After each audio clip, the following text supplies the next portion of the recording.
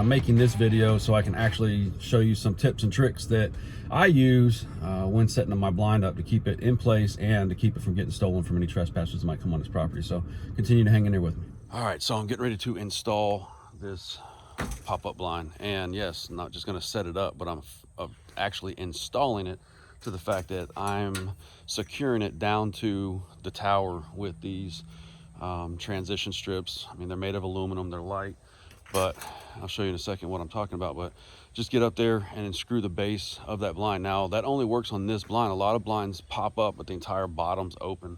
This a specific Ameristep blind has the floor that zips in, and so that gives you that extra material all the way around. So I screw all 4 corners down. I also use the 1¼ inch screws. They're basically for hardy board or backer board, and then they've got the specific head to them, so it's not a traditional Phillips or flat head. That's really important, because if you do have a trespasser that's trying to steal something, you know, heck, they might have something where they could take a flat tip, or maybe they have a Leatherman with them and our multi-tool, and they can get that off of there. So the likelihood of them getting up there, wanting to mess with this, unscrew all these screws, and then having the right head on top of that, just an extra preventative step to keeping somebody or deterring somebody from wanting to mess with this blind. So we'll get this thing all installed, and then we're gonna go pull the cards from this side, like I said. You can see what kind of intel we got out, and then I'm gonna go home, get some yard work done, and I'm gonna come back out here about 4 o'clock and climb in this blind. So keep hanging in there. All right, so I got the blind popped up. Next thing is to zip in the floor, and then we'll go around each edge with these transition, I don't even know what the actual word of these, but like I said, you can get them at Lowe's, Home Depot, whatever, and they're just going between transition points, doorways, or whatever for flooring. But we'll screw those down, bolt it all in. But on the far right corner of this, obviously I'm 12 foot in the air, so I can't just go over there and screw in to that eye hole that comes on the blind itself. So what I have is a screw and hook that's screwed into the platform. I just simply reach my hand under there, put that loop through there, and then pull it tight back towards the ladder. So that way it's secure, and then I'll put a screw on this side, hold it all in place from the corner to corner standpoint. I got the floor all installed, and again, I mean, this only works because this Ameristep blind has a floor in it. Most blinds just pop up and are open on the bottom, and I wouldn't have anything to attach these things to. So make sure that if you're going to do something like this, that you have a way to attach it down to the deck itself. So this Ameristep blind, again, works perfect for this, and it's a dual purpose. I mean, first and foremost, up here I'm 12 foot in the air on this tower and on top of this hill overlooking my food plot, and I get heavy east-west winds out of here. And in the past, no matter how well I tried to attach a blind and get it secure to the platform itself, it would eventually rip those little eye loops or whatever out, and the blind's now ruined. It's got holes in it, and it takes it and blows it down the hill here. So by doing this, I've had this for 2 years now, and now this will be the 3rd. But the blind probably is getting to the point of needing replacing. You can see, I mean, it sits out here all season, but it's held up really good. I mean, I'm pretty impressed. I've sat through plenty of rainstorms with this thing, and it keeps me, for the most part, dry, camera gear dry. But these things are the ticket right here. So again, the fabric here, you can see the old holes in it. But this piece of fabric allows me to have that true connection between the blind and the tower, and then this keeps it from ripping out. So works really well. And then also, like I said, it deters people from wanting to steal this thing. They come up here and look at that, and they're like, nope, I'm gonna leave that alone. And it's on the fixed side, it's not on this part, so it can't be removed. Like, I'm not putting this here, I'm putting this out here.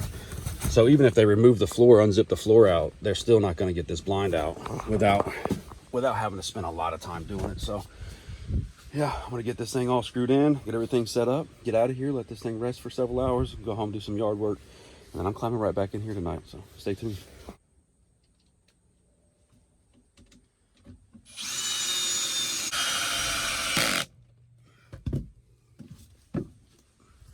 All right, so got the inside of the blind all fastened down, and now I've moved on to the outside. And before I screw down the outside D-loops, I like to cross them over and put my screw through both, so it's putting more pressure on more of the seam. And then if it does rip one seam, it's still got another one holding on to it, and hopefully it doesn't take it and rip it off.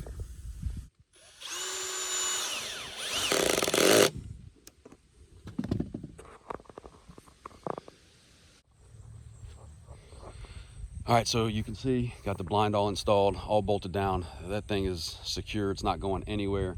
So I'm confident that that'll sit there the rest of the season and still be there every time I want to hunt in it. But last two things that I want to address is your windows.